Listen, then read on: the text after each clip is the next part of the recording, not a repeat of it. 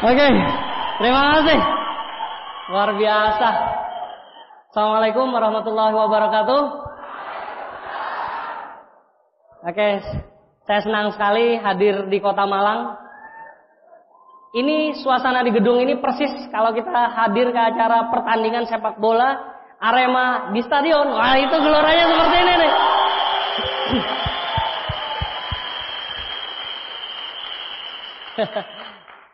Ya, dulu waktu saya kuliah di Malang, saya hampir 1 tahun penuh itu tidak pernah bolos nonton Arema. Ya, karena dulu saya benar-benar senang sepak bola dan saya salah satu pencinta klub Arema Malang, Bapak Ibu sekalian. Ya, dulu.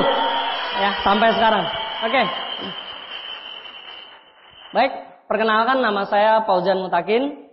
Latar belakang saya mantan seorang mahasiswa yang dulu pernah kuliah di Kota Malang. Tepatnya dulu saya daftar di STAIN Malang, jurusan sastra Inggris, daftarnya tahun 99, lulus tahun 2003 dan tercatat waktu itu sebagai sarjana di Universitas Islam Indonesia Sudan, UIS dulu ya namanya. Itu yang terjadi waktu dulu saya di sini. Jadi artinya saya ke sini saya seperti balik kandang, ya saya seperti bicara dengan orang-orang yang juga bakal jadi pemenang berikutnya. Saya dilahirkan kurang lebih hampir 28 tahun sudah, ya jadi wajahnya mungkin masih kelihatan muda, tapi usianya udah lumayan tua. Saya dilahirkan waktu itu sama seperti kebanyakan orang, dalam kondisi di mana saya punya kedua orang tua masih, syukur alhamdulillah. Namun ada sesuatu yang tidak bisa saya halangi, yaitu apa? Saya tidak bisa memilih siapa orang tua saya tidak bisa memilih siapa ibu saya tidak bisa milih lahir dari orang tua yang sukses. Tapi saya bangga punya orang tua yang mau memperjuangkan anaknya untuk jadi orang sukses.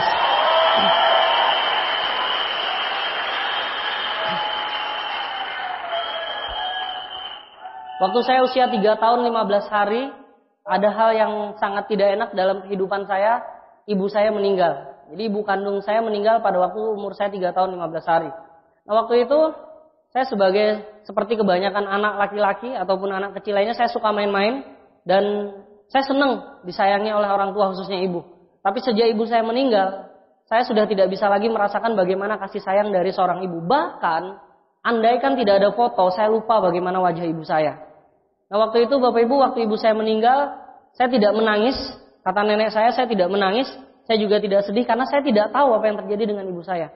Nah saya menangis baru setelah pada saat saya nyari ibu saya, setelah dikubur, setelah dimakamkan Bapak Ibu sekalian. Nah setelah ibu saya meninggal, saya akhirnya tidak lagi ikut dengan bapak saya.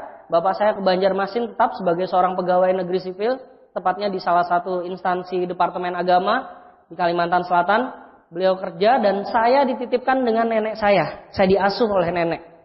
Ya nenek saya yang ngasuh saya dan di situ saya mulailah dibesarkan dengan tanpa ada 2 orang tua di sekitar saya. Bapak saya mungkin datang sekitar 3 bulan sekali atau sebulan sekali nyempatin nengok saya. Itu pun cuma Sabtu Minggu, cuma nyempetin nengok anaknya. Dan saya besar dengan kondisi saya pengen masih dimanja dan disayang oleh kedua orang tua. Tapi karena tidak ada orang tua, saya sedikit banyak mulai sadar. Waktu mulai kecil, saya udah mulai sadar bahwa saya tidak bisa minta-minta ataupun mengharap banyak dari orang lain. Pada saat saya masih kecil, saya sudah dihadapkan kondisi seperti itu. Bahkan kadang-kala saya pengen mainan pun, saya benar-benar berpikir minta dari nenek saya. Karena saya sadar, saya sudah dirawat dan diasuh pun itu sudah suatu hal yang luar biasa dalam hidup saya. Apalagi kalau saya harus minta-minta, menurut saya tidak akan lakukan itu kepada nenek saya. Jadi Bapak Ibu, masa kecil saya ada perbedaan sedikit mungkin dengan Anda yang dilahirkan dan dibesarkan dalam kondisi yang lengkap. Ataupun ada orang tua Anda tapi mengasuh Anda masih. Nah, saya ingat pada waktu saya usia kurang lebih 5 tahun, saya pengen mainan. Ada sebuah mainan yang dulu tren banget ya. Itu langka, mainan penguin yang naik tangga Bapak Ibu. Penguin naik tangga, habis itu muter-muter gitu kan. Saya nggak tahu itu mainan anak laki-laki atau anak perempuan, tapi saya suka mainan tersebut. Saya benar-benar pengen punya mainan tersebut. Dan itulah saya nggak kuat lagi, akhirnya saya ngamuk. Saya minta sama nenek saya nangis-nangis Bapak Ibu. Saya benar-benar menginginkan mainan tersebut sampai saya tahu kepada siapa lagi saya memintanya.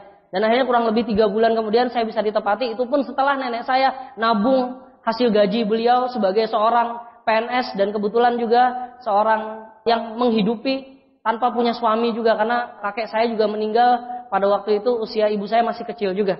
Jadi Bapak Ibu, saya merasa bahwa yang namanya hidup ini, pada waktu itu saya merasa bahwa yang namanya hidup ini, untuk bisa mendapatkan apa yang kita inginkan, itu benar-benar harus kita sadari bahwa harus dari hasil jerih payah kita sendiri, bukan dengan mengharap hasil kasihan dari orang lain.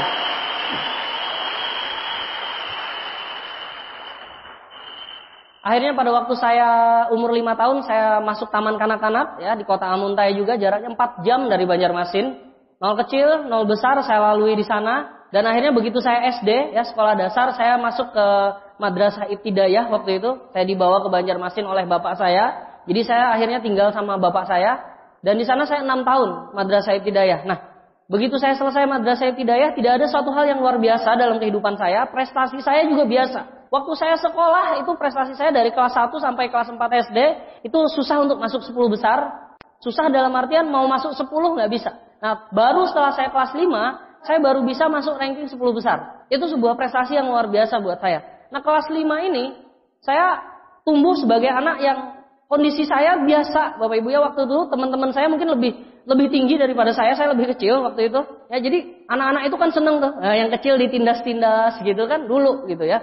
Nah, saya sering banget berantem Bapak Ibu. Bukan karena saya ganggu orang, tapi karena saya diganggu orang. Ya, jadi sempat sering berantem. Dan itu termasuk rekor. Jadi di kelas saya yang sering berantem saya. Bukan karena saya mau ngajak orang, tapi orang yang ngajak saya diganggu terus. Ya, saya ngelawan. Nah, berantem. Dan itu saya sempat dipanggil orang tua saya, diminta hadir ke sekolah untuk ada apa gitu loh dengan anaknya. Nah, ternyata saya baru sadar Bapak Ibu, apa yang terjadi dengan saya itu mungkin ada sangkut pautnya juga dengan kondisi perkembangan saya. Karena saya pada waktu tidak ada orang tua, otomatis saya tidak terlalu paham dengan yang namanya bagaimana sayang dan menghormati orang lain. Terlalu menghormati itu saya tidak terlalu mengerti. Nah, begitu saya sanawiyah Bapak Ibu ya, saya akhirnya masuk pondok pesantren. Ya, ini perjalanan hidupnya seperti itu. Saya masuk pondok pesantren kurang lebih 3 tahun. Saya masuk pondok pesantren. Begitu saya masuk pondok pesantren, saya pondok pesantrennya kebetulan di kota Amuntai lagi, dekat dengan rumah nenek saya. Orang-orang tinggal di asrama, saya tidak tinggal di asrama, saya tinggalnya di rumah nenek. Ya, karena kebetulan di pondok pesantren itu boleh tidak tinggal di asrama. Setelah saya SMA, saya masuk SMA, saya ke Banjarmasin lagi, saya ikut orang tua saya. Seperti itu saja. Saya ikut bapak saya lagi dan di sana saya 3 tahun. Nah, di SMA ini cukup mempengaruhi pemikiran saya setelah pondok pesantren. Ya, di pondok ini saya sudah lumayan mengerti tentang banyak hal, khususnya mengenai agama. Udah lumayan digembleng dan dibekali. Akhirnya saya masuk ke Madrasah Aliyah waktu itu di Banjarmasin. Ada pemilihan waktu itu, pemilihan ketua OSIS. Saya sebenarnya tadi diceritain bapak saya tidak pengen jadi ketua OSIS, tapi saya pengen ikut-ikutan. Nah, yang paling saya takutkan bukan seperti orang pemilu sekarang. Kalau orang sekarang kan takut tidak terpilih. Kalau saya dulu takut kalau terpilih. Jadi saya ikut pemilu, istilahnya pemilu raya. Di kelas waktu itu tidak ada yang yang mewakili kelas, nggak ada. Yang mau mewakili nggak ada. Ya akhirnya disuruh saya. Ya kata saya apa susahnya? Kan yang penting nggak kepilih gitu. Ternyata Bapak Ibu, ternyata kepilih. Nah itu saya gugup banget, kepilih itu malah gugup saya. Nah saya kepilih jadi ketua OSIS, ya biasa, saya jalani biasa saja. Kehidupan saya di situ saya mulai kenal berorganisasi pada waktu di OSIS. Dan itu pun tidak bagus, malah saya begitu jadi ketua OSIS, prestasi saya anjlok. Saya termasuk anak yang punya rekor bagus ujian matematika waktu mau naikkan kelas 2 semester. Waktu itu nilai saya kedua-duanya 4, matematikanya itu 4. Udah diangkat ya tetap aja 4. Jadi guru saya tuh nggak enak mau nggak ngelulusin saya. Ini benar Bapak Ibu, guru saya yang cerita sama saya. Kata beliau mau tidak menaikkan Paujani kasihan. Nah 4 dikasih 5 juga nggak jelek, nggak baik. Jadi akhirnya dikasih 6 Bapak Ibu. Jadi saya naik kelas gara-gara dibantu 2 angka oleh guru saya. Ya, jadi artinya orang yang berdiri di depan Anda ini bukan orang yang pintar, bukan orang yang hebat secara akademik Bapak Ibu. Nah nanti mungkin Anda mau tahu apa sih hebatnya? Nggak ada hebatnya Bapak Ibu. Hebatnya cuma apa? Yaitu apa? Mau mengambil keputusan dan ngotot sampai benar-benar sukses. Itu aja. Oke? Begitu saya SMA Pak, ya saya SMA, di situ saya mulai senang usaha. Saya senang usaha, jadi OSIS saya itu nggak punya ruangan OSIS, jadi akhirnya kami dapat gudang. Ada gudang tuh kami keluarin. Nah di gudang tuh banyak soal ujian. Nah soalnya itu kami kumpulin, terus saya jual ke pasar. Nah gitu ya, saya seneng jualan udah mulai jual kertas yang bekas gitu kan. Udah mulai jual kertas bekas ya uangnya masuk ke sekolah. Nah begitu saya kuliah, saya dapat PMDK ya. lulus di Stein Malang ya waktu itu. Coba ngirim ya ternyata diterima di Malang ini ya. Begitu saya masuk di sana, di situ saya mulai. Tahun pertama saya masuk tepatnya pada waktu itu tahun 99 bulan September, saya senang main internet Bapak Ibu sekalian. Saya senang main, dulu nggak ada internet ya, saya senang main rental komputer. Nah saya main rental komputer 1 jam 500 kalau main game. Maklum orang Banjarmasin ada komputer tapi saya nggak punya komputer. Komputer tuh barang baru buat saya. Jadi kayak mainan baru gitu ya. Saya main setiap malam mungkin 2 jam 1.000 Bapak Ibu habisnya. Nah saya berpikir kalau saya punya rentalnya kan bukan saya yang ngeluarin 1.000. Tapi saya yang dapat 1.000 rupiah. Satu orang main 2 jam aja udah dapat 1.000. Dulu saya berpikir seperti itu. Nah saya ingat bapak saya punya janji. Kalau saya diterima sekolah kuliah di Malang, maka saya akan dikasih sepeda motor. Nah waktu itu. Sepeda motor katanya Supra X. Harganya sekitar 9 juta waktu itu. Nah akhirnya saya nuntut sama bapak saya. Bapak saya nggak ada uangnya tapi berani berjanji. Uangnya juga belum ada. Masih iming-iming sama anaknya. Pas anaknya diterima, beliau bingung juga gimana caranya memenuhinya. Habis itu saya dapat, ya saya minta sama orang tua saya jangan dibelikan sepeda motor. Karena jarak kontrakan saya dengan kampus itu dekat, cuma 5 menit jalan kaki. Ya, bangun tidur, cuci muka, langsung ke kampus bisa gitu ya. Dekat banget soalnya. Cuma 5 menit, gosok gigi nggak usah juga nggak apa-apa. Yang penting rambutnya basah. Ya kan? Deket tuh.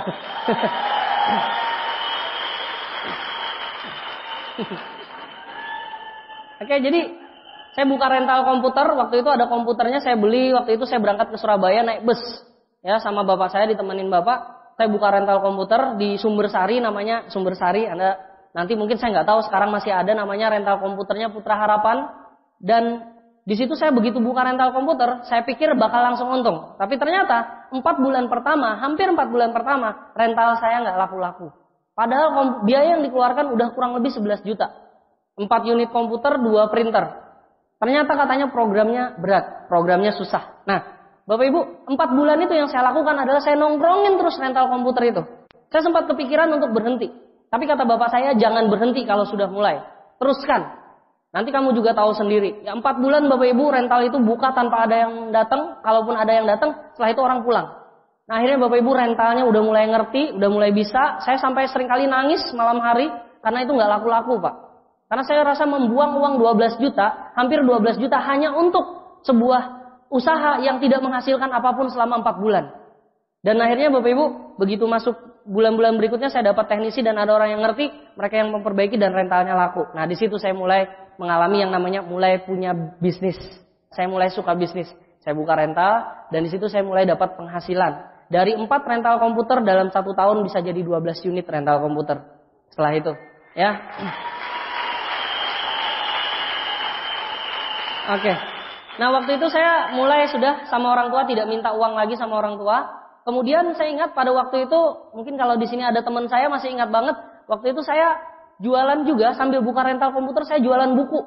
Ada buku-buku doa yang buku-buku kecil gini, karangan dari salah satu penerbit. Dia ngasih kepada mahasiswa cukup jaminannya kartu tanda mahasiswa KTM. Habis itu kita boleh bawa buku. Tapi kecil, harga bukunya 3.000, 5.000, 10.000, paling mahal 15.000. Nah itu saya bawa ke kampus. Setiap kali saya kuliah, khususnya kami dulu kuliah itu ada kuliah program intensif bahasa Arab. Ya, saya masuk di program bahasa Arab itu. Nah saya kasih bukunya di kelas, jadi teman-teman yang beli. Nah Bapak Ibu, saya ingat karena saya pengen laku bukunya, saya datang ke tempat teman-teman cewek yang ada anak kosnya. Saya tanya, kapan anak kosnya lengkap di kos-kosan? Pagi jam 9. Nah saya datang setiap jam 9 pagi ke anak-anak kos bawa kresek, 2 kresek gede. Wah, gede banget kreseknya, berat. Harus 2, karena supaya seimbang. Karena kalau enggak kan nanti tinggi sebelah. Harus 2 tuh bawanya. Saya bawa, nah di sana saya jual. Ya, kalau anak kos yang bantu saya tadi saya kasih. Untungnya lumayan Bapak Ibu. 1 hari saya bisa dapat 15.000. Waktu itu saya dapat penghargaan, rekor. Penghargaan penjual buku itu, penjual buku terbaik. Orang bingung gimana cara jualnya. Saya nggak pernah nawarin buku-buku gitu, nggak pernah. Gelar dagangan itu nggak pernah. Yang misalkan di muka kampus nggak pernah. Saya teknisnya cuma saya bawa langsung ke rumah anak kos. Saya bawa sekitar sejam saya nongkrong di situ. Mereka buka-buka, murah kan, cuma 3.000 dan lain sebagainya. Waktu itu saya rekor 1 bulan saya bisa sampai 800.000 rupiahan lebih. Dalam 1 bulan saya dapat penghasilan bersih dari jualan buku. tahun 2000. Ya, tahun 2000 saya jualan buku. Nah, terus teknisnya gimana lagi? Saya punya teman-teman, saya mulai buka cabang. Cabangnya gini, teman saya yang teman-teman satu kelas saya pengen jualan buku, tapi nggak bisa masuk di sana. Saya kasih bukunya sama mereka. Mereka catat, mereka yang ambil. Kan keuntungannya 50%, mereka 30%, saya 20%. Jadi bagi hasil. Jadi hasilnya banyak gitu ya. Nah di situ saya mulai ngerti bahwa ternyata bisnis itu nggak bisa sendiri. Kalau kita punya usaha bagus, meskipun usaha kita sebagus apapun, tapi kalau kita selalu yang handle, maka sampai kapanpun usaha tersebut tidak akan pernah bisa berkembang besar, karena kita harus terikat terus di sana. Nah dengan kita punya cabang, punya rekan, bagi hasil dengan orang lain, akhirnya usaha kita bisa berkembang Bapak Ibu. Teman-teman saya tadi lumayan ada yang dapat 200 dan lain sebagainya. Nah akhirnya bapak saya termotivasi, bapak saya dengar anaknya seperti itu, bapak saya mau beliin sepeda motor. Ada motor katanya nanti kredit deh gitu. Beliin sepeda motor supaya saya bisa kembangin ke kampus-kampus lain. Saya cuma berkata, saya nggak pengen jadi jualan buku Pak. Ini cuma ngiseng gitu kan. Karena kalau terus-terusan jualan buku, mana mungkin saya bisa berdiri di depan sini. Kalau terus-terusan saya seperti itu, mana mungkin. Ya nggak? Saya paksain, mungkin saya akan jadi juragan buku. Tapi saya nggak akan mungkin bisa berdiri di depan Anda dan bicara di hadapan Anda semua. Nah waktu itu akhirnya saya putuskan untuk tidak dan saya tetap fokus di rental komputer. Kerjaan saya Bapak Ibu waktu saya kuliah cuma satu. Kuliah ke kampus nunggu rental komputer, ya malamnya main game. Kalau akhirnya saya mulai kenal organisasi mahasiswa. Waktu itu di kampus Malang saya mulai juga jadi ya sedikit-sedikit belajar jadi aktivis. Kerjaannya ikut demo, ikut demo juga. Tapi saya bukan orang utama. Artinya saya ikut-ikutan saja. Tapi seneng gitu loh. Ikut-ikutan demo teriak-teriak di pinggir jalan. Pernah yang paling menggelikan buat saya ingat. Di Taman Makam Pahlawan itu yang dekat Matos itu saya demo di situ. Saya ambil mikrofon, megapon, saya teriak-teriak. Waktu memperingati Hari Pahlawan, saya juga bingung. Apa yang saya bisa sembahkan, yang bisa berikan kepada para pahlawan. Sedangkan saya sendiri bingung terhadap masa depan saya. Saya teriak dengan ngotot-ngototnya, bicara perlu hidup. Saya sendiri bingung Mbak. Saya tidak tahu apa masa depan saya, tapi saya sok tahu dengan kondisi negara ini.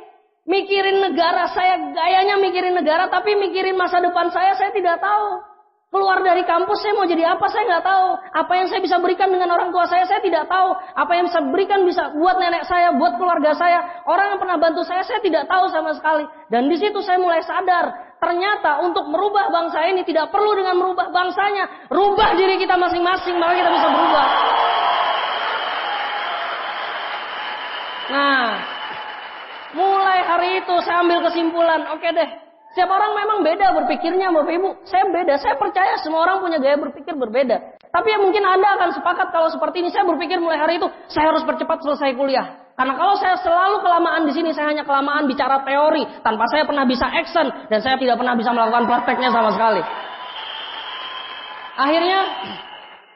Akhirnya saya percepat lulus kuliah. Ya waktu itu saya bisa lulus kuliah dalam kurang dari ya hampir 4 tahun lah. Pokoknya genap 4 tahun saya lulus tanpa pernah saya ngulang mata kuliah apapun. Waktu itu mata kuliah saya banyak yang nilainya C juga, tapi saya bilang sama orang tua saya tidak mau semester pendek. Saya pengen ijazah saya seperti apa adanya. Kalau ada C ya biarlah C. Kalau ada B biarlah B. Saya tidak akan perbaiki. Karena buat saya itu tidak penting. Saya pengen benar-benar mengenang bagaimana nilai saya itu hasil dari perbuatan saya. Saya tidak ingin perbaiki dengan sebuah semester pendek pun kata saya. Saya pengen cepat-cepat lulus. Oke? Akhirnya saya lulus. Nah, begitu saya lulus Bapak Ibu. Saya lulus dari kuliah. Saya kuliah di Malang ya. Saya lulus. Nah saya lulus saya balik ke kota Banjarmasin. Ya, saya balik ke Banjarmasin. Begitu saya balik ke Banjarmasin. Saya mulai kepikir, kayaknya rental komputer saya jual aja. Kenapa? Karena saya harus, waktu itu saya pengen melanjutkan pasca sarjana. Yang saya tahu adalah untuk jadi orang sukses adalah dengan cara kuliah. Saya nggak ngerti lagi. Saya cari pendidikan setinggi-tingginya. Dan setelah saya dapat pendidikan setinggi-tingginya, baru saya cari kerja. Itu saja yang saya tahu. Karena orang tua saya mengajarkan saya seperti itu. Nah akhirnya Bapak Ibu, saya mau ngambil S2 ke Malaysia. Begitu saya mau ke Malaysia, saya nggak ada duit. Caranya paling baik adalah saya jual rental komputer, berikut asetnya dan seluruh pelanggannya. Saya jual semua. Pelanggannya juga dijual.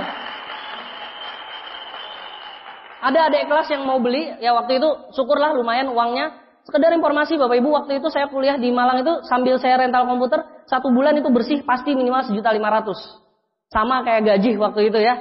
Saya tanya orang-orang yang mau kerja sama 1.500.000. Terus kalau hari mau ujian semester, 2 bulan mau ujian semester, jadi totalnya dalam setahun ada 4 kali, itu minimal 3 juta bersihnya. Rental komputer itu. Nah itu bisa ngirimin orang tua plus bisa biaya hidup kita dan nabung untuk ke Malaysia. Tahun 2004 bulan April saya ke Malaysia, saya mau ngelanjutin pasca sarjana, saya jual rental komputer, saya dapat duitnya saya ke Malaysia. Saya tinggal di sana untuk nyari kuliah Bapak Ibu. Jadi ini perantauan bagaimana caranya ingin hidup jadi orang lebih baik Pak. Saya pengen benar-benar memberikan yang terbaik buat keturunan. Saya belum punya keturunan tapi saya sudah berpikir ingin berikan yang terbaik buat keturunan. Karena saya pengen anak saya mendapatkan kehidupan yang lebih baik dibandingkan saya dulu. Itu yang saya inginkan.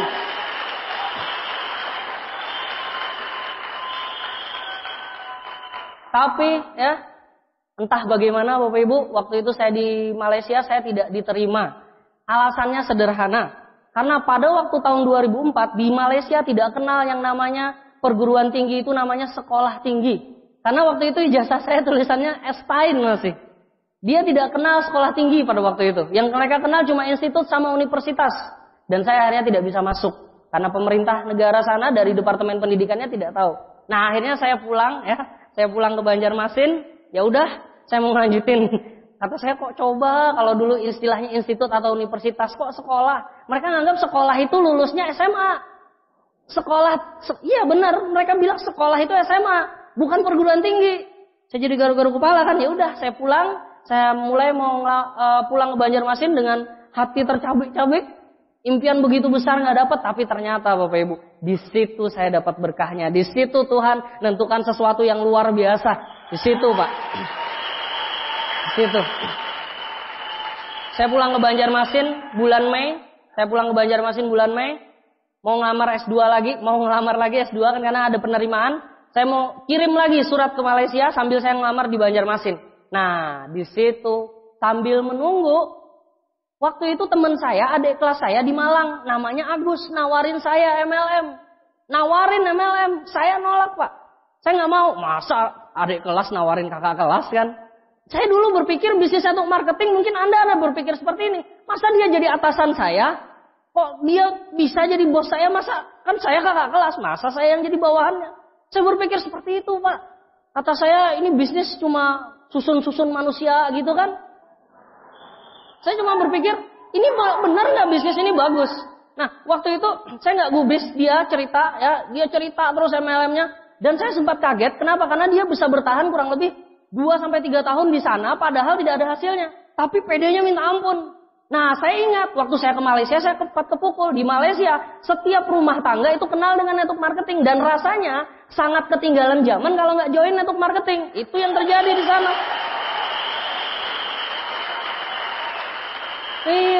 Orang di sana sadar banget tentang network marketing. Nah, saya kan cuma berpikir, wah, waktu saya nginap di Malaysia kan saya tinggal di salah satu dosen di orang Samarinda. Kebetulan saya tinggal di sana, dia makan makanan kesehatan banyak banget gitu loh. Saya ke sebelah tetangga juga makan. Habis itu saya waktu ke Sabah juga ada orang yang makan network marketing, ibaratnya makan produk network marketing. Nah, saya berpikir ini bagus.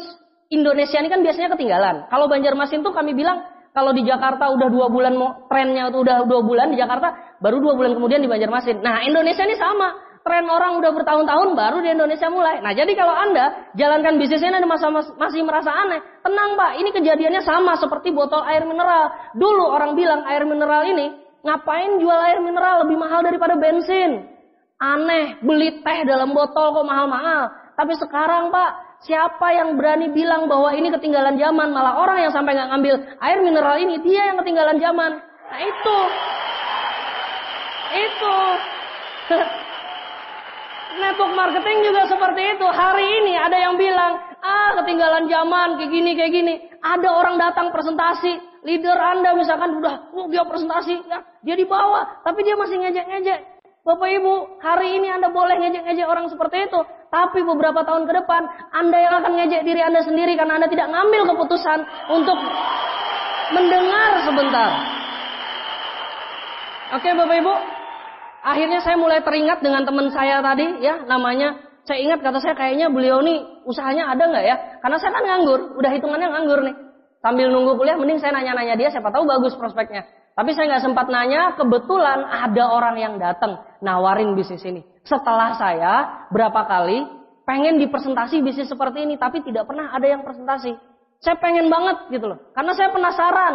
Itu bisnis di Malaysia sana berkembang. Orang Malaysia itu nggak sempat presentasiin saya. Di Banjarmasin ada nggak ya orang bisnis network marketing? Saya nggak peduli perusahaannya apa, yang penting jelasin dulu dong sama saya. Karena saya pernah baca buku di Robert Kiyosaki dalam bukunya Business School, dikatakan salah satu bisnis yang paling bagus adalah bisnis network marketing. Bisnis yang paling cocok buat orang yang untuk menolong, yang suka menolong orang lain dan bisa menolong dirinya sendiri. Saya berpikiran nih bisnis bagus. Tapi siapakah yang mau mempresentasi saya? Tolong dong saya. Nggak ada yang mau, Pak. Nah, akhirnya begitu saya pulang, malam waktu itu sekitar jam waktu Indonesia Tengah, sekitar jam 8:30 waktu Indonesia Tengah, atau tepatnya setelah sholat Isya, saya didatangi. 2 orang ini datang sebelumnya mau presentasi bisnis, bulet-bulet, ngajak orang untuk sukses. Tapi banyak orang negatif tidak mau sukses. Hasilnya pengen, kerjanya nggak mau, dengerin nggak mau, dapat hasilnya mau. Itu yang terjadi dengan banyak orang. Dan hari itu bapak saya memutuskan untuk tidak mau. Beliau setengah menolak, tapi tidak enak kalau ngusir yang datang ke rumah. Nah, akhirnya saya dipanggil, saya datang keluar. Begitu saya keluar rumah, saya keluar ke ruang tamu ya. Habis itu saya dipresentasi. Presentasi yang pertama saya tidak jelas, saya tidak paham. Sekitar hampir 1 jam, 2 orang ini presentasi kepada saya. Yang saya ingat cuma satu, 40 juta rupiah per bulan. Itu saja yang saya ingat. Yang lain saya lupa. Habis itu mereka pergi, mereka follow up lagi minggu depan. Saya ditanya, apanya yang menarik? Kata saya lupa yang menarik. Yang saya ingat cuma 40 juta, itu saja. Saya dipresentasi lagi Bapak Ibu. Begitu saya dipresentasi, saya ditanyain Mercy. Nah, waktu itu saya ingat, permainannya ingat banget. Kalau kamu dapat BMW, waktu itu BMW, nanti warnanya pengen apa? Nah, saya spontan, warnanya hitam, kata saya. Dan 40 juta rupiah per bulan plus BMW, itu cukup untuk membiayai BMW tersebut. Saya berpikir seperti itu. Tapi saya tidak ambil keputusan, Pak. Saya masih berpikir. Mungkin tidak.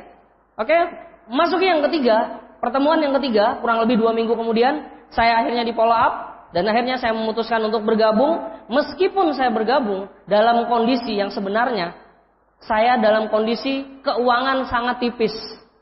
Waktu saya berangkat ke Malaysia, saya punya banyak uang. Tapi waktu saya pulang ke Indonesia, saya sudah kehabisan biaya untuk habis hidup untuk di Malaysia. Dan waktu itu uang di tabungan saya cuma tinggal sedikit. Boleh dibilang untuk jadi bintang 3 saja tidak cukup. Nah, waktu itu saya memutuskan untuk jadi join bintang 2. Dan saya ingin ucapkan terima kasih kepada 2 orang yang sangat berjasa dalam hidup saya. 2 orang bintang 8 Indonesia, Bapak Solihin Nama dan Bapak Haji Mawardi. Saya mintakan aplaus kepada beliau. Ya, begitu mereka presentasi, saya putuskan untuk bergabung. Nah, Bapak Ibu, awalnya orang tua saya setuju. Tapi setelah itu orang tua saya cenderung tidak setuju. Kenapa beliau tidak setuju? Karena beliau berpikiran bahwa bisnis seperti ini tidak pantas untuk dijadikan masa depan. Bisnis seperti ini hanya cocok buat orang-orang yang tidak punya masa depan. Dan bisnis seperti ini, kalaupun orang tidak punya masa depan mengerjakan ini, maka dia sama, tetap tidak akan punya masa depan dengan bisnis seperti ini. Itu dulu perasaan orang tua saya. Bapak Ibu, saya sambil jalankan bisnis ini untuk menyupport bagaimana supaya bisnis ini jalan. Karena waktu itu saya sungkan, saya tidak ada lagi kamus minta uang sama orang tua. Karena udah kuliah sejak awal, sudah semester 2 saya nggak pernah minta uang. Jadi masa saya minta sekarang. Dan akhirnya saya ngajar kursus bahasa Inggris. Nah, tadi Anda lihat ada kursus bahasa Inggris Putra Harapan. Di situ saya ngajar bahasa Inggris untuk anak-anak kecil. Tapi khusus yang untuk SD saja sampai SMP. SMA saya tidak ngajar. Ya, jadi saya ngajarin SD. Nah, di situ saya dapat uang, Pak. 1 jam saya dibayar 10.000. Saya setiap hari ngajar kurang lebih 4 jam, berarti saya dapat 40.000. Suara saya hampir hilang, tapi dapat 40.000. 1 bulan, ya biasanya 1 bulan bisa dapat kurang lebih 800 ribuan. Cuma di benak saya berkata, itu jelas persis, barter waktu dapat duit. Kerja 1 jam dapat 10.000, kerja 1 jam 10.000. Kalau pengen dapat jutaan, maka saya harus kerja berjuta-juta. Saya harus kerja barter waktu untuk dapatkan uang. Dan akhirnya saya sadar, Pak. Begitu 3 bulan saya jalankan bisnis ini, orang tua saya semakin tidak setuju dengan Tiansi. Karena saya presentasi setelah saya ngajar selesai jam 6 sore, setelah sholat maghrib saya keluar rumah. Dan saya tidak ada motor, jadi saya dijemput oleh sponsor saya, kami presentasi. Dan biasanya saya selalu pulang ambil yang paling malam. Kalau bisa jam 11 sampai jam 12 malam saya minta diantar pulang. Kenapa, Pak? Karena saya pengen cepat sukses. Saya sadar waktu itu, saya tidak ada pilihan. Karena kalau saya terus paksakan sebagai guru les, kapan saya punya kehidupan yang lebih baik? Kapan saya punya kehidupan yang lebih baik? Dan akhirnya Memasuki bulan ketiga, kondisi keluarga mulai pecah. Bapak saya mulai tidak suka, sangat tidak suka dengan bisnis ini. Bahkan beliau seringkali marah.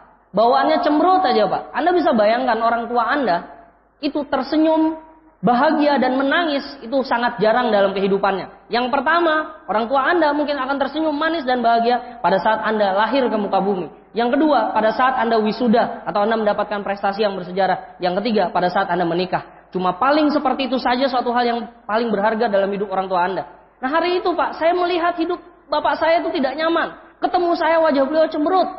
Bukan karena beliau tidak sayang Pak, tapi karena beliau terlalu sayang. Akhirnya Pak, beliau tidak menginginkan anaknya hidupnya menjadi seorang network marketer. Beliau tidak pengen anaknya jadi seorang yang jalankan network marketing. Beliau nggak suka. Yang ada di benak beliau adalah anaknya jadi dosen, persis seperti beliau.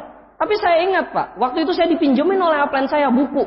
Di buku itu mengatakan, jika Anda ingin tahu masa depan Anda di tempat Anda bekerja kelak, Anda cukup melihat bagaimana kehidupan orang yang paling lama kerja di sana, maka seperti itu hidup mereka, seperti itu pula nanti hidup Anda di beberapa tahun kemudian.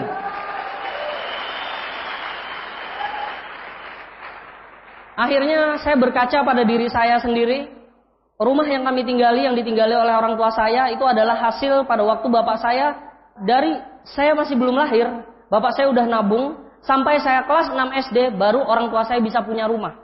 Dan rumahnya pun bukan seperti itu. Dulu cuma ada gentengnya, ada dindingnya, dan itu tidak dicat sama sekali. Itu dulu. Waktu saya kelas 2 SMA, baru rumah kita itu dikasih dinding seperti itu.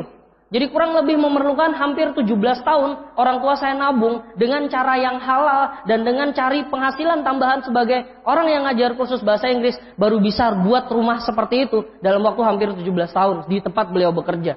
Tapi dengan cara yang baik tentunya. Nah saya berpikir Pak, saya melihat pada waktu itu hidup salah satu leader besar di Banjarmasin, peringkat tertinggi waktu itu Bapak Anwar STMM. Saya lihat hidup beliau, wah beliau sudah punya mobil, kehidupan beliau berkualitas.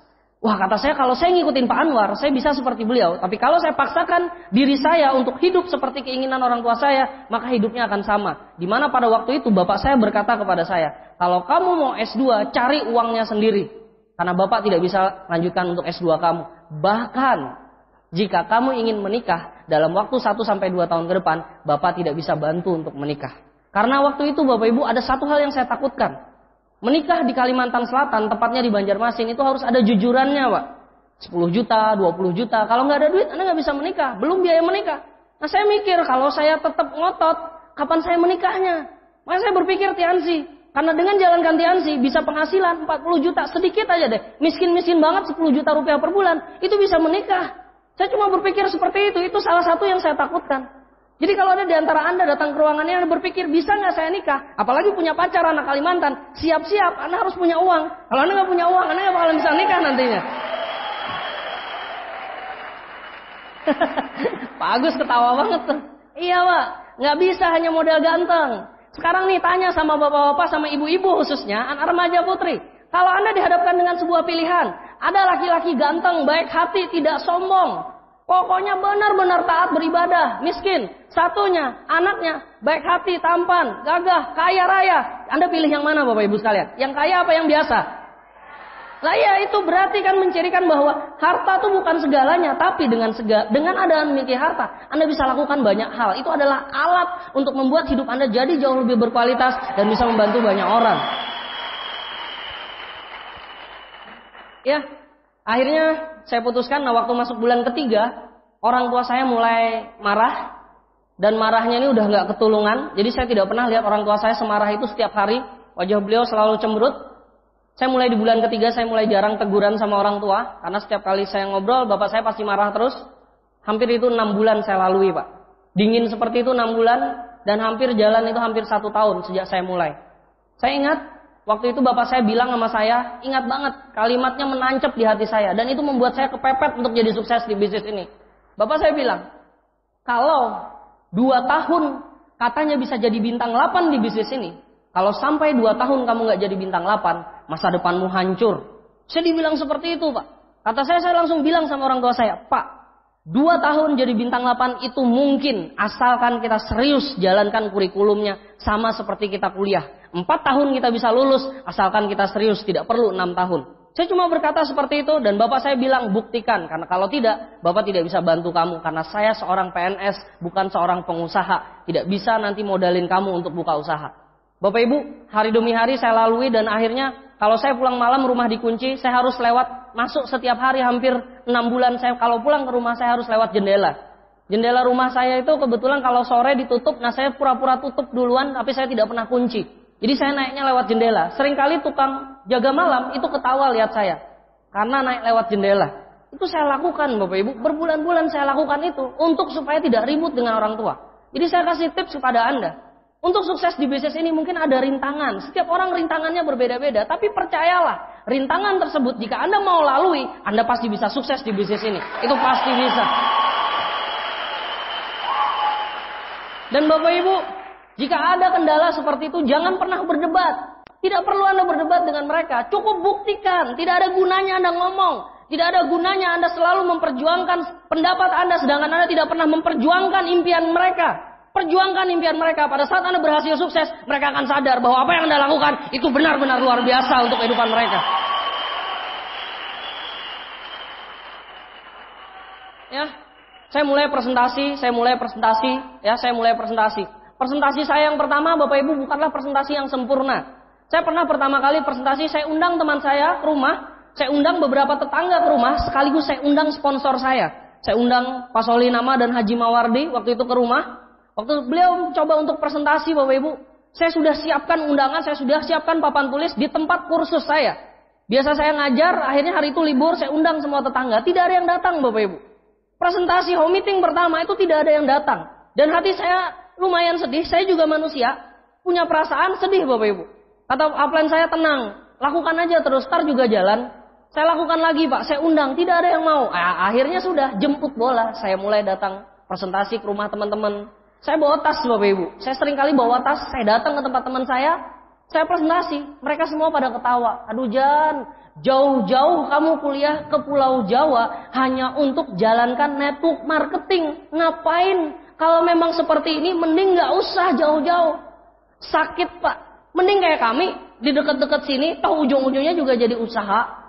Buka usaha, lebih baik gak usah kuliah. Saya sering diceramahi seperti itu Bapak Ibu. Bahkan saya pernah dibilangi sama keluarga saya bilang, kamu itu di sekolah kan bukan untuk orang yang jalankan network marketing.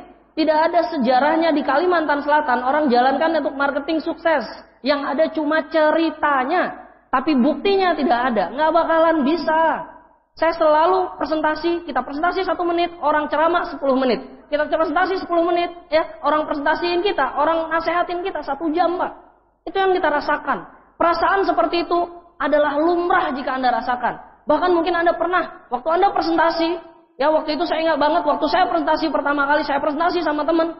Ya saya presentasi teman saya yang ngaku sahabat, itu ternyata mengatakan, kalau bisnis untuk marketing, sorry. Dan kalau ketemu, jangan pernah ngomong tentang Tiansi. Kami tidak suka dengar Tiansi. Karena Tiansi itu cuma omong kosong. Saya sering dengar seperti itu. Kalau ada di antara Anda pernah dengar seperti itu, saya yakin. Jika Anda teruskan, Anda pasti berdiri di sini sebagai bronze lion per reward berikutnya. Semua leader pernah rasakan seperti itu Bapak Ibu. Tapi kami terus lakukan. Saya sempat berkata dalam hati saya, ini mungkin nggak saya bisa berhasil di bisnis ini. Nah, akhirnya pada waktu itu sekitar Januari 2005, saya dengar kabar di Kota Malang ada namanya Grand OPP yang datang nanti Pak Luis Tendean. Saya berangkat dari Banjarmasin, saya naik kapal. Waktu itu uang di saku saya, waktu itu saya mau jadi bintang 4, bonus belum keluar, bonus bintang 4-nya belum keluar, saya ada uang, sisa di kantong saya kurang lebih 500 ribuan. Saya berangkat Kota Malang, saya naik kapal. Begitu saya sampai di Kota Malang, saya hadir di sini dekat sini di TNI AL gitu ya. Saya hadir ke OPP di situ, saya benar-benar luar biasa semangatnya, Pak. Karena waktu itu waktu dipanggil pembicaranya lewat dari belakang dan semua orang mengulurkan tangan untuk megang tangan beliau, termasuk saya. Saya duduk di pojok sekitar situ, saya langsung ke sana, saya langsung pegang tangan beliau. Saya pegang tangan beliau itu saya senangnya minta ampun. Saya senangnya minta ampun seolah-olah yes saya bakal bisa sukses juga. Karena saya bisa nyentuh orangnya. Orangnya bukan nggak ada banget. Saya bisa nyentuh. Dan hari itu Pak, saya semakin kuat diri saya, kata saya pasti bisa berhasil di bisnis ini. Saya pasti bisa berhasil di bisnis ini.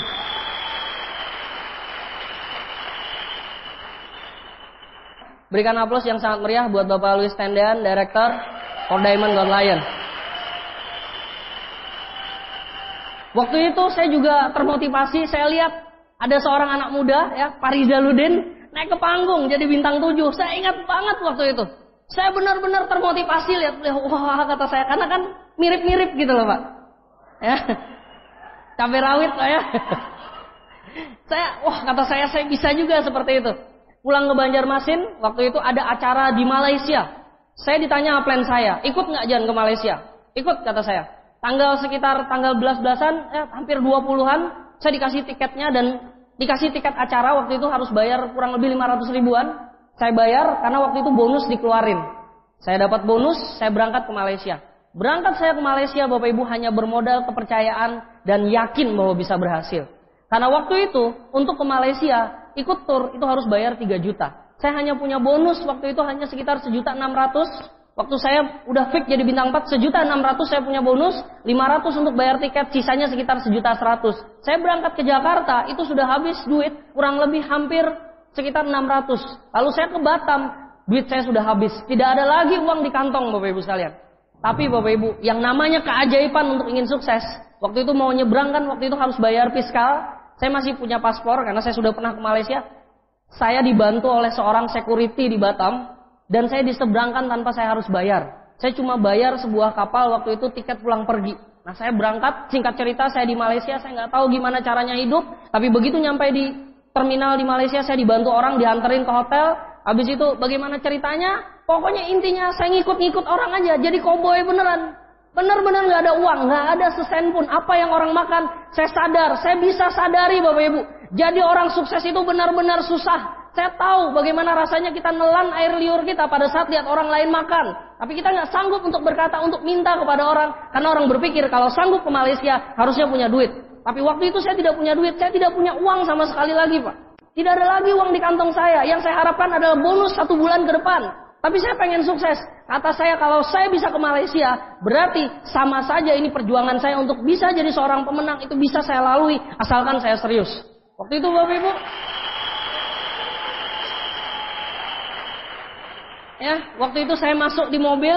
Untungnya rombongan ini sangat membantu sekali. Ya kebetulan kalau yang nggak ikut tur kan nggak boleh masuk, tapi saya dibantu, diizinkan masuk di dalam rombongan itu. Saya ingat dalam rombongan itu saya duduk di belakang seorang idola saya juga, Bapak Nur Sam. Saya duduk di belakang beliau. Pak Ucam sambil pukul-pukul, wah kata Pak Ucam gini, ngasih tahu grupnya. Saya termotivasi Pak. Saya dengar beliau, saya termotivasi. Ya kata saya bisa sukses. Dan akhirnya saya pulang ke Banjarmasin. Saya sampai di Jakarta, dari Batam, saya dipinjemin orang uang sampai di Jakarta. Namanya ingin sukses, ngotot Pak. Saya presentasi, salah satu kakak kelas kami, saya presentasi, bla bla bla bla bla. Saya ceritain Tiansi, begini luar biasanya di Malaysia. Saya nggak punya uang. Dalam kondisi sama masih nggak punya uang, tapi semangat saya itu mengalahkan ketidakadauangan. Seolah-olah sudah punya uang 40 juta rupiah per bulan. Seolah-olah sudah punya. Saya cuma sampaikan sama beliau, kata saya ini bisnis bagus, luar biasa. Saya presentasikan sama beliau dan akhirnya beliau mau join. Waktu itu saya ingat banget beliau join kurang lebih belanja 900 berapa ribu. Dan saya bilang sama beliau, Pak mohon maaf untuk, ini keluar nih andalannya. Mohon maaf untuk produknya. Saya nggak bisa kasih sekarang karena saya nggak tahu stokis Jakarta. Dan kebetulan saya juga lagi nggak ada duit.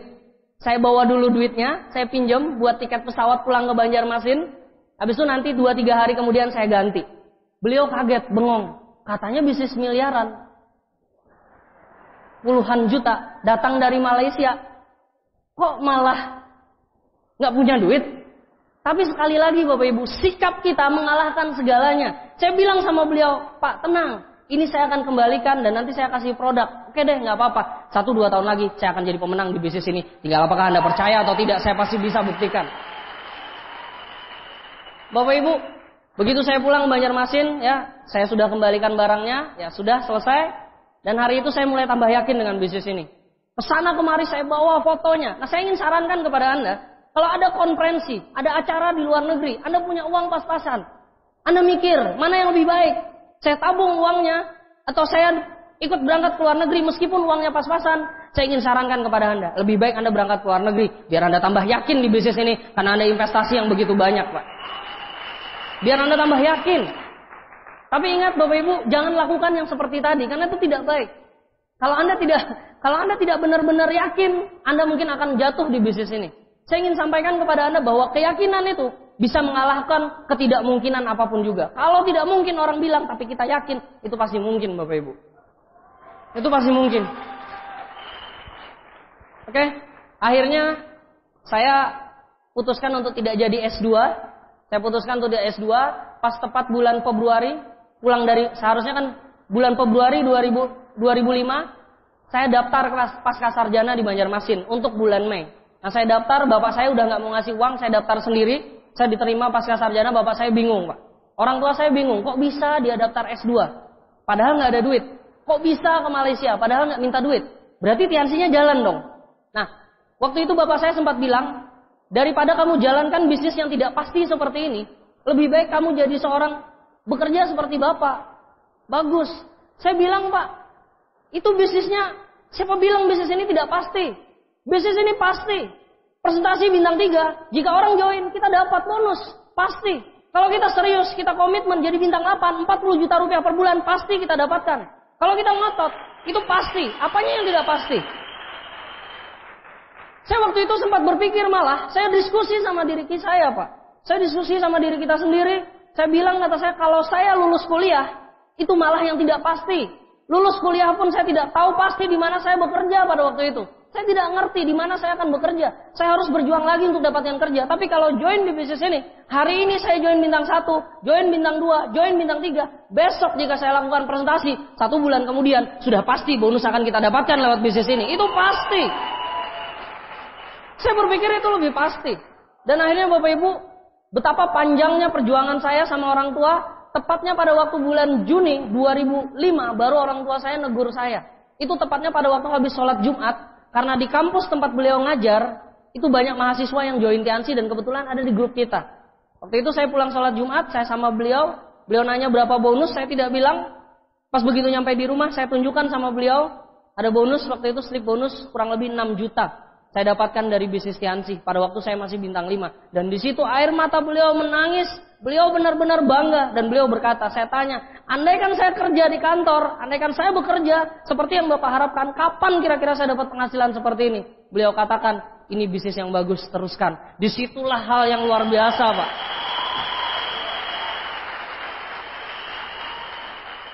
Jika ada di antara teman-teman yang merasa hari ini tidak didukung orang tua, Anda tidak usah berdebat dengan mereka. Anda tidak usah perjuangkan dengan cara Anda harus adu argumen dengan mereka. Anda cukup berjuang, Anda buktikan pada saat Anda sudah berhasil, orang tua Anda akan tersenyum Pak.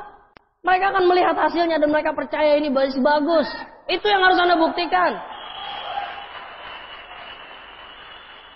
Dan saya ingat, waktu itu, ya, saya mulai satu persatu, saya mulai mendapatkan teman-teman yang tadi waktu saya pulang dari Malang, habis itu saya ketemu sama salah satu adik kelas saya yang pernah nawarin bisnis ini. Saya tawarin beliau waktu pulang ke Banjarmasin dan akhirnya waktu di kota sini beliau join tapi tidak aktif. Habis itu pulang ke Banjarmasin beliau aktif dan dari situlah bisnisnya mulai berkembang juga ya di bisnis ini. Dan ya memang dari beberapa saya presentasi Bapak Ibu, saya dulu cuma kepikir bahwa kalau kita lakukan banyak kita akan dapatkan banyak. Kalau kita lakukan lebih, kita akan dapatkan lebih. Dan saya berpikir untuk dapatkan lebih dengan cara harus melakukan hal yang lebih. Dan ingat banget waktu itu tahun 2006 masuk ya, waktu pengumuman, saya ingat saya presentasi hujan-hujan, ya presentasi hujan-hujan, Anda nanti akan mengalami di mana hujan seperti ini mungkin Anda harus pulang, tapi bukan dengan perjalanan 30 menit atau 40 menit, tapi harus Anda lalui mungkin kurang lebih 3 jam sampai 4 jam Anda harus hujan-hujanan. Saya pernah alami Bapak Ibu, saya hujan-hujanan pada waktu itu saya bintang 6, pertama kali bangun OPP di luar kota, saya naik motor sama salah satu frontline saya naik motor keluar dari Banjarmasin, harinya hujan deras banget, semua jas semuanya basah dalam tas, udah dikasih kresek juga basah, dan begitu nyampe ke kota tersebut, selamat datang di kota, gitu kan, harinya panas Bapak Ibu sekalian. Begitu datang ke OPP, baju semua basah kuyup, semuanya basah kuyup sampai ke dalam, semuanya basah dan saya menggigil di ruangan itu presentasi pada saat semua orang dalam kondisi menatap kami merasa aneh. Di kota itu panas, nggak hujan, tapi kita malah kedinginan Pak. Dan alhamdulillah di presentasi tersebut tidak ada yang bergabung karena presenternya suaranya terbata-bata karena menggigil Bapak Ibu. Tapi dari situ kami belajar. Yang namanya sukses harus lalui prosesnya. Kami tidak menyerah. Minggu kemudian datang lagi, kami lakukan lagi. Dan akhirnya dari kota tersebut jadi besar Bapak Ibu. Jadi kalau ada di antara Anda yang ada di ruangan ini, Anda bangun bisnis, Anda masih kehujanan, Anda pulang ke rumah, Anda kehujanan, nikmati Pak. Percaya saja, nanti 1 tahun ke depan, 2 tahun ke depan, Anda akan tahu nikmatnya naik mobil kalau Anda pernah kehujanan. Anda akan tahu nikmatnya perjuangan pada saat Anda berjuang Bapak Ibu. Anda akan rasakan. Kita akan rasakan Pak, gimana nikmatnya kalau kita kehujanan. Ya kan, nikmati aja. Anda keluar dari ini, Anda jangan takut hujan. Kalau alasan hujan lalu Anda tidak datang ke Vision Seminar, itu telat Pak. Itu udah gak zamannya lagi. Anda nikmati. Anda nikmati pada waktu Anda hujan-hujan, Anda rasakan. Itu nanti rasanya. Anda naik motor, Anda rasakan bagaimana rasanya Anda naik mobil BMW atau mobil Mercy. Mobil kesenangan Anda. Anda rasakan. Orang tersenyum menatap Anda, Anda senyum balik. Karena Anda melihat lucu dengan mereka. Karena Anda sedang naik mobil, mereka sedang naik motor. Anda bayangkan kebalikannya Pak. Kita bayangkan 1-2 tahun ke depan Anda jalankan bisnis ini. Hidup Anda yang hari ini mungkin setiap naik ke kampus, Anda selalu naik mobil orang. Ya, dengan angkot. Anda selalu kesana kemari naik mobil orang. Tapi nanti 1 tahun ke depan Anda punya mobil sendiri dari hasil di bisnis ini Pak.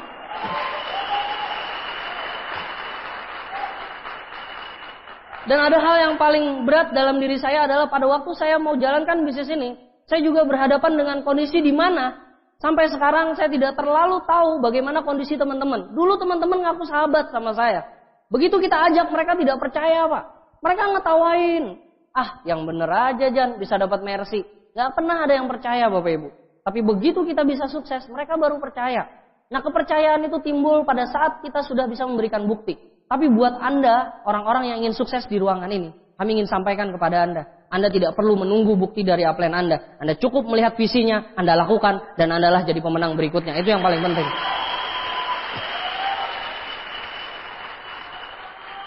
Ya, saya waktu itu tahun 2007, masuk 2007. Saya ingat 2007 selesai waktu itu pulang dari acara live ya, waktu acara Living in Freedom di Pulau Bidadari, bulan Februari saya beli mobil, waktu itu Honda Jazz. Saya beli Honda Jazz, itu salah satu mobil yang dulu saya inginkan, impian saya. Waktu itu saya naik angkot pernah di Kota Malang sebelum saya pulang tahun 2004. Saya ke Malang sempat tahun 2004 sebelum join TNC, saya lihat ada anak muda ya, naik mobil Jazz hitam, kacanya bening banget, saya lihat kayak iri banget Pak. Saya pengen coba, kata saya, bapak saya kaya. Nah waktu itu saya udah kubur kalimat tersebut, saya ingin berkata, coba kalau saya kaya. Saya gitu aja deh. Dan akhirnya Bapak Ibu, waktu bulan Februari itu saya merasakan bagaimana naik mobil Honda Jazz sendiri. Terus kemudian tahun 2006 akhir, ya sebelum 2007, 2006 akhir, kedua orang tua kami bisa naik haji. Ya, dan Alhamdulillah kami bisa membantu, meskipun tidak 100%, tapi lewat perantaraan bisnis ini tidak perlu nunggu yang namanya peringkat-peringkat tinggi di bintang 7 Anda bisa bantu orang tua Anda untuk naik haji lewat perantaraan bisnis ini. Tahun 2007, ya Alhamdulillah Tuhan ngasih kita impian yang dulu selama ini saya cita-citakan, dapat ada PowerPoint yang selalu saya ceritakan pada waktu saya cerita di NDT, Dream Sharing. PowerPoint itu dibuat tahun 2005, di situ udah tertulis ya, dimodified tahun 2005. Di situ saya punya dream. Semuanya itu dream itu adalah tertulis di tahun 2007.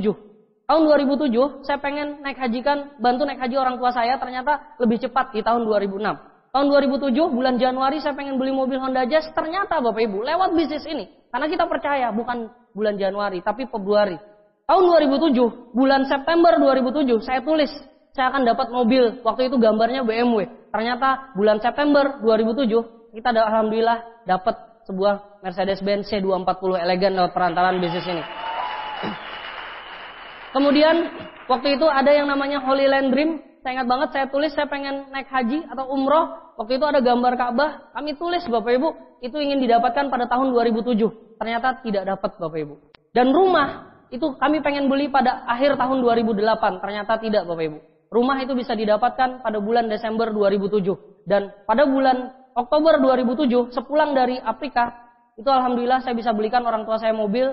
Dan bulan Desember 2007 saya bisa beli sebuah rumah tipe 185 lewat perantaraan bisnis ini. Itu sebuah hal yang luar biasa yang mungkin bukan maksud kami untuk sombong Bapak Ibu. Kalau kami sombong, kami bicara itu kami dapatkan, tapi Anda nggak bisa. Kami hari ini bicara bahwa Anda juga pasti bisa dapatkan itu jika Anda serius bayar harganya lewat bisnis ini. Nah, dalam perjalanannya Bapak Ibu, kami sadar bahwa orang yang bisa sukses di bisnis ini, tergantung bagaimana cara dia memikirkan bisnis ini. Jika kita berpikir bisnis ini besar, maka bisnis ini akan berikan yang besar kepada Anda. Tapi jika kita pikirkan bisnis ini kecil, dia akan berikan yang kecil. Tinggal bagaimana cara kita berpikir. Hari ini, kalau ada di antara Anda diundang oleh teman Anda, dia datang ke rumah Anda, dia ketok pintu kos Anda, dia presentasikan kepada Anda, atau ada bapak-bapak dipresentasi oleh anak mahasiswa yang kebetulan adalah anak kos Anda, atau Anda seorang dosen yang sedang dipresentasi oleh mahasiswa Anda tertawa dan Anda meremehkan hal tersebut, Bapak Ibu sekalian, sama namanya dengan Anda meremehkan Tuhan sudah ngasih rezeki kepada Anda untuk lebih hidup, lebih baik, tapi Anda tidak gubris, Bapak Ibu. Kita diberi peluang. Saya ingat ada sebuah cerita pada waktu dulu ada seorang pengusaha kaya. Dia ingin ngasih sumbangan kepada orang-orang susah.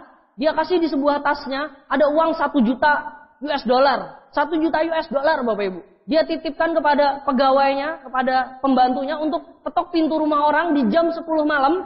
Untuk ketok pintu rumah orang dan minta waktu sejenak untuk ngobrol. Dan kemudian ngasih tas. Tapi ternyata setiap orang menolak. Diketok pintunya, Pak, permisi mau ngobrol sebentar, ada sesuatu yang penting yang ingin kami sampaikan. Maaf Pak, kami tidak terima sumbangan.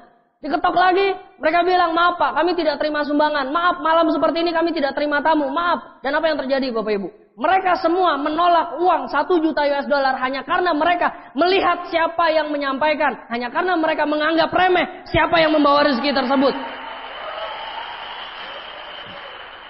Jangankan memandang sebelah mata, mereka tidak mau memandang. Hari ini, jika ada di antara Anda, atau kemarin Anda diketok pintu Anda oleh seorang anak muda, ataupun orang tua yang latar belakangnya jauh di bawah Anda, dia bawa tas dengan pakaiannya yang lusuh, dengan keringatnya yang bertetesan di mana-mana, mungkin Anda meremehkan, Anda tidak sadar. Beliau bukan bawa 1 juta US dollar, tapi beliau bawa 1 juta impian yang selama ini tidak pernah Anda bisa wujudkan. Beliau ingin bantu untuk mewujudkan.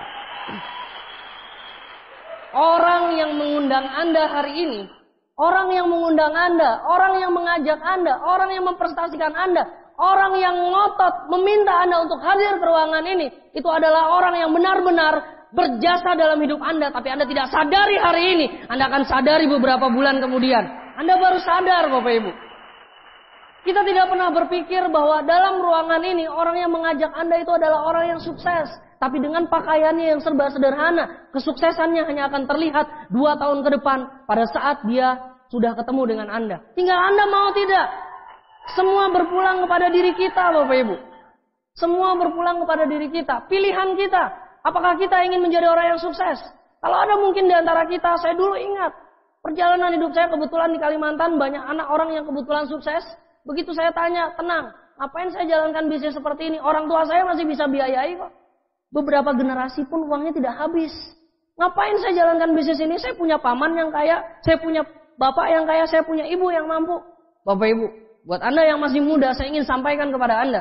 Jika ada di antara Anda yang masih berpikiran seperti itu, ada pepatah Arab yang mengatakan, Laisal fata mayyakulu kana abi, innal fata mayyakulu anada. Bukan seorang pemuda yang berani berkata, itu bapak saya. Tapi seorang pemuda adalah yang berani berkata, inilah diri saya sebenarnya.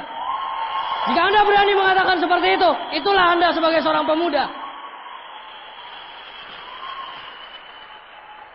Kawan-kawan, apa yang kita miliki selain harga diri? Kalau ada di antara Anda yang datang ke sini sebagai orang tua, Anda patut bangga karena anak Anda berani mengatakan, ini diri saya. Hari ini mungkin mereka belum apa-apa, tapi itu kelak adalah sebuah jalan mereka untuk jadi orang sukses. Anda patut bangga dengan mereka. Karena mereka benar-benar ingin membuat Anda bahagia Bapak Ibu. Bapak Ibu, pada tahun 2007 waktu kami dapat reward, saya ingat, saya presentasi, sebelum dapat reward, saya presentasi, sejak jauh-jauh hari kami lakukan banyak. Kami ingat, tidak ada perjuangan yang namanya tanpa kerja keras. Kalau orang ngaku berjuang tapi nggak kerja keras, dan kerja cerdas itu bukan berjuang namanya. Nah waktu itu, saya presentasi, hampir setiap 1 minggu, Jumat Sabtu Minggu, Jumat Sabtu Minggu, Jumat Sabtu Minggu, Jumat Sabtu Minggu, itu Grand OPP Bapak Ibu sekalian. Di setiap kota yang berbeda. 3 bulan hanya baru bisa kembali ke kota yang sama. Waktu itu saya ingat banget, saya harus habisin kurang lebih 16 kota untuk Grand OPP. 16 kota yang jaraknya jauh-jauh hanya untuk ngejar yang namanya sebuah sukses kemenangan. Untuk membantu banyak orang. 16 kota. Jumat Sabtu Minggu hanya ada mungkin yang Sabtu Minggu Dan setiap Senin, Selasa, Rabu, Kamis itu dilakukan untuk yang namanya home meeting. Sehari 2 kali minimal. Sore malam, sore malam, sore malam, pagi siang, istirahat silakan. Tapi itu yang kami lakukan karena konsisten, akhirnya bisa dapatkan. Dan kepuasan terbesar adalah Bapak Ibu sekalian, pada waktu Anda berhasil mewujudkan apa yang kata orang lain, Anda tidak mungkin, tapi Anda bisa wujudkan. Itu kepuasan terbesar. Hai kawan-kawan yang ada di kota Malang, Anda buktikan kepada dunia. Anda buktikan siapa diri Anda sebenarnya. Keluarkan raksasa yang selama ini tidur pada diri Anda. Anda keluarkan. Tunjukkan siapa diri Anda dengan cara Anda berhasil untuk mewujudkan sesuatu yang tidak mungkin dikatakan orang. Kawan-kawan, begitu kami dapat reward itu tentunya juga rezeki dari Allah. Tidak bisa kami lupakan. Seberapa keras pun manusia berupaya, seberapa keras pun manusia berikhtiar, itu pasti rezeki datang dari Allah. Tapi Allah tidak akan ngasih rezeki kalau kita tidak mau berubah. Karena ini bagian dari perjuangan, Pak. Ini bukan undian. Ini perjuangan. Makanya disebut sebagai seorang pemenang, bukan sebagai seorang yang beruntung. Jika ada orang yang berkata, Anda beruntung, itu hoki Anda. Bapak Ibu, hoki itu tidak benar. Hoki itu adalah sisa dari kerja keras. Jika ada yang berpikir bahwa ini adalah beruntung, tidak Pak. Karena semua perlu dibayar dengan harganya. Tapi harga itu bisa Anda capai dengan cuma 1-2 tahun saja. Anda bisa manfaatkan 1-2 tahun ke depan untuk kehidupan Anda yang jauh lebih baik. Kawan-kawan, begitu kita dapat reward, saya senang sekali. Orang yang pertama kali kami telepon adalah orang tua. Dan pada waktu itu saya juga pasti bisa dapat reward tentunya atas dukungan, upline, sponsor, crossline, serta donan-donan yang benar-benar mau bekerja sama dalam satu barisan untuk visi yang sama. Tapi tugas itu belum berakhir Bapak Ibu. Tugas itu belum berakhir. Tugas kami adalah bagaimana cara membantu teman-teman kita juga bisa sukses. Karena kami sadar kepuasan terbesar kita bukan pada saat kita menjadi seorang pemenang. Itu hanyalah awal. Tapi kepuasan yang sejati adalah pada saat kita melihat begitu banyak orang bisa sukses. Karena Anda membantu mereka untuk sukses. Itulah hal yang luar biasa. Jadi Anda yang mendengarkan pertemuan ini, Anda patut bersyukur Pak. Bukan Anda yang akan membuat upline Anda sukses. Bukan itu. Tapi Anda patut bersyukur karena upline Anda, orang yang mengundang Anda, itulah yang benar-benar setia ingin membuat Anda jadi orang sukses. Tinggal Anda mau bekerja sama dengan mereka atau tidak. Mereka yang akan bantu Anda. Anda patut bersyukur punya orang yang luar biasa. Bapak Ibu, pada waktu ada kendala, ada rintangan, ada halangan, tenang Pak. Anda cukup percaya bahwa Anda bisa berhasil. Jika semua orang di dunia ini tidak mendukung Anda pun, Anda tidak perlu ragu. Karena cukup satu orang yang jadi pendukung paling loyal dalam hidup kita, yaitu diri kita sendiri. Diri kita sendirilah yang jadi pendukung loyal terhadap diri kita. Jika ada rasa sakit yang tidak nyaman, tidak enak, diketawakan orang, di kos mungkin Anda dilecehkan, Anda harus ganti-ganti kos, gara-gara Anda diketawain teman-teman tetangga kamar Anda. Mungkin ada juga di antara Anda yang di kampus, di kelas Anda, orang-orang aja takut berteman dengan Anda. Mungkin ada di antara Anda yang jalankan bisnis ini dalam kondisi minus, tidak punya uang sama sekali. Mungkin ada di antara Anda yang jalankan bisnis ini dalam kondisi tidak didukung oleh suami, tidak didukung oleh istri, atau tidak didukung siapapun juga. Tenang Pak. Anda tenang, Anda jalani bisnis ini, Anda percaya satu hal. Bahwa seperti kata-katanya dalam bukunya Jack Canfield, dia berkata, rasa sakit itu hanya sementara. Tapi nikmatnya sebuah kesuksesan, itulah nantinya yang akan abadi Bapak Ibu.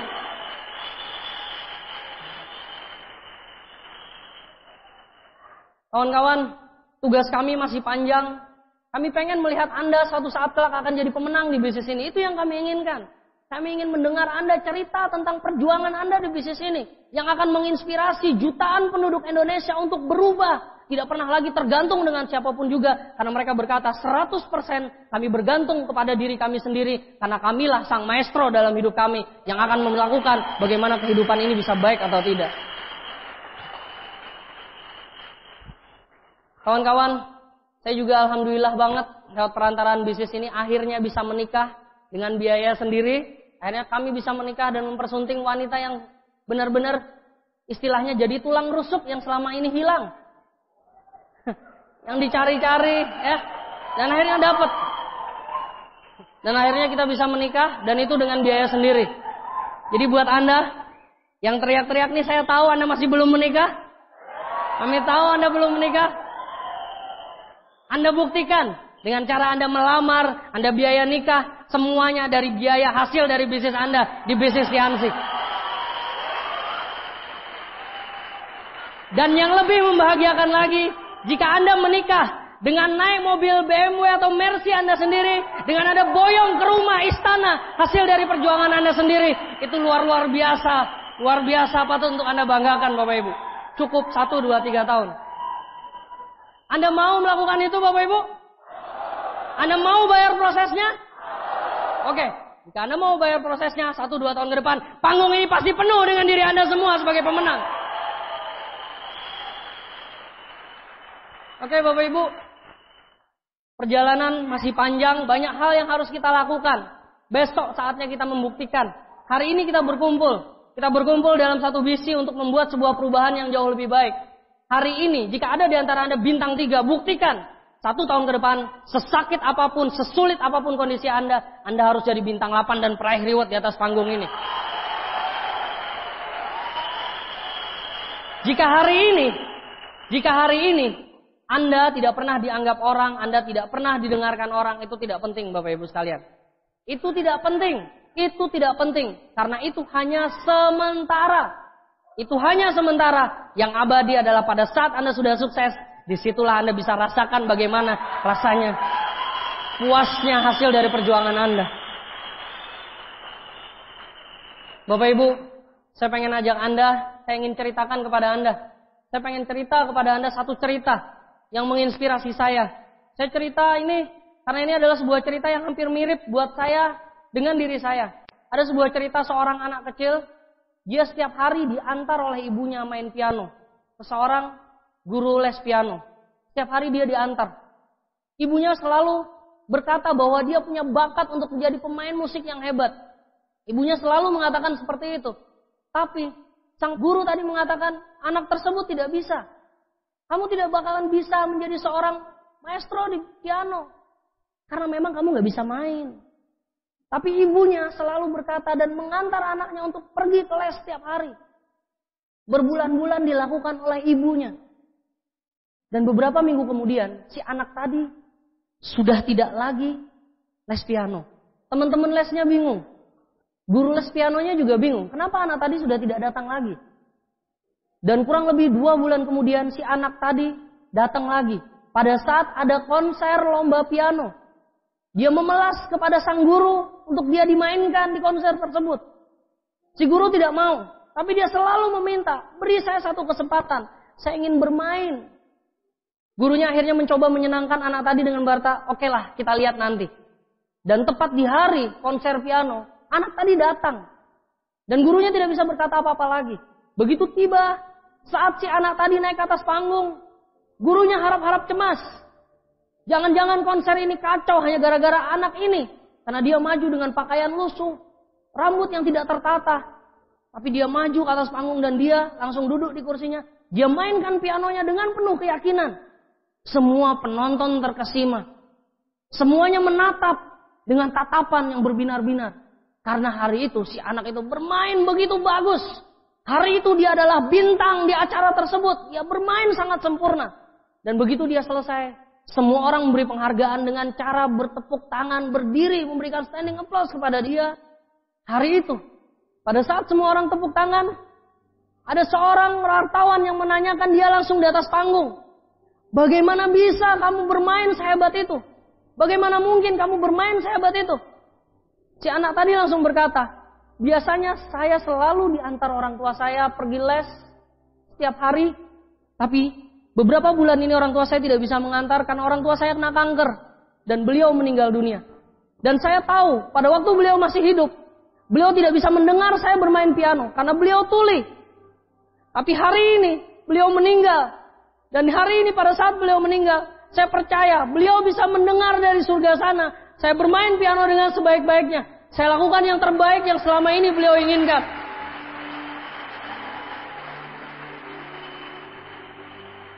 Kalau ada di antara teman-teman di ruangan ini, ada di antara Anda yang punya orang tua, punya ibu, punya ayah, atau Anda punya suami atau punya istri, yang mungkin hari ini orang tua Anda sudah tidak ada lagi.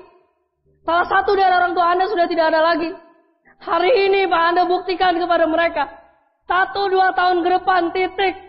1-2 tahun ke depan, Anda akan jadi pemenang di panggung kemenangan Anda. Dan mereka akan benar-benar bisa tertawa bahagia dan bangga melihat kesuksesan Anda. Itu yang perlu Anda keluarkan pada diri Anda. Anda perlu lakukan yang terbaik, Bapak Ibu. Kita perlu lakukan yang terbaik untuk orang-orang yang kita cintai. Dan itu dimulai dari hari ini. Jangan tunggu 20 tahun ke depan. Jangan tunggu 10 tahun ke depan. Tidak perlu Anda menunggu nanti, hari ini. Apapun profesi Anda, apapun latar belakang Anda, apapun masa lalu Anda, kami tidak pernah peduli. Kami tidak pernah peduli hal tersebut. Itu kabar yang tidak menyenangkan. Tapi kabar yang menyenangkannya, kami sangat peduli dengan masa depan Anda di bisnis ini. Kami peduli 1-2 tahun ke depan seperti apa kehidupan Anda. Bapak Ibu, saya juga manusia, saya juga punya perasaan, bukan berarti lantang di panggung. Saya tidak bisa menangis, saya tidak bisa bersedih. Saya tidak bisa jatuh. Saya seringkali jatuh. Saya seringkali tidak bisa bangkit pada saat jalankan bisnis ini. Tapi saya ingat, hidup adalah perjuangan. Dan tanpa perjuangan, maka hidup tidak ada artinya. Saya ingin Anda dengarkan, ini ada satu lagu. Berikut ini ada lagu yang selalu saya dengarkan setiap kali saya jalankan bisnis ini. Lagu ini yang menginspirasi saya sehingga saya selalu mau berjuang. Setiap kali saya jatuh, emosi saya naik lagi. Tidak ada orang yang membangkitkan, tapi emosi saya naik karena saya dengarkan lagu ini. Karena saya berkata, kami dilahirkan sebagai seorang pemenang. Dan lagu ini yang selalu mengiringi pada saat kami sedih, pada saat kami jatuh, pada saat kami terjerembab dan hampir tidak bisa bangkit lagi. Kami bangkit, saya bangkit gara-gara dengar lagu ini. Berikut lagunya. Ini adalah lagu. Saya tahu persis artinya, Pak. We are the champion. Kita ini pemenang, kawan-kawan. Dan kita akan berjuang sampai akhir. Kita akan berjuang sampai selesai. Meskipun ada halangan, meskipun ada rintangan, tidak peduli mau kalah, mau menang, akhirnya harus jadi pemenang. Itu yang penting. Sebab kita seorang pemenang. Kita lahir sebagai seorang pemenang. Pak, Bu, hari ini Anda dilahirkan bukan sebagai pecundang. Anda dilahirkan sebagai pemenang. Kepalkan tangan kita ke udara. Kita katakan serentak, saya pasti bisa. Saya pasti bisa. Saya pasti bisa. Oke, sampai jumpa di puncak kesuksesan.